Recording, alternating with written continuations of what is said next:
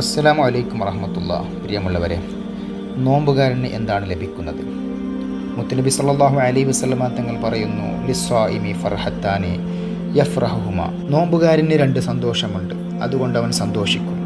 ഒന്ന്, ഇദാ അഫ്തറ ഫരിഹ ബിഫിത്രി, നോമ്പ് മുറിക്കുന്ന സമയത്തുള്ള സന്തോഷം.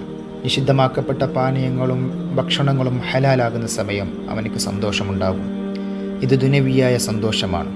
വഇദാ ലഖിയ റബ്ബഹു ഫരിഹ ബിസൗമിഹി, രണ്ടാമത് ആഖിറത്തിൽ റബ്ബിനെ കണ്ടുമുട്ടുന്ന സമയത്ത് അവൻ നോറ്റ നോമ്പിന് പ്രതിഫലം കിട്ടുന്ന സമയത്തുള്ള സന്തോഷം.